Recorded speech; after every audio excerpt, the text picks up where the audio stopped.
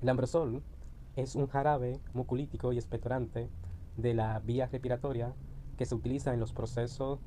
de aumentar las secreciones del tracto respiratorio, tales como enfermedades como bronquitis, bronquitis espasmódica, bronquitis bronco bronquial,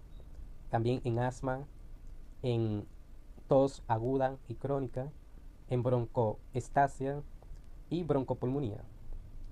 ¿En qué presentación viene el Ambrosol? El Ambrosol viene en presentaciones en jarabe de 15 miligramos, el cual se utiliza en niños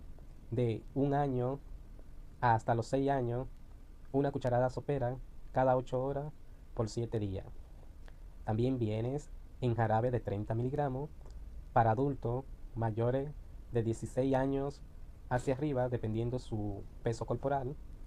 y es administrado vía oral, una cucharada sopera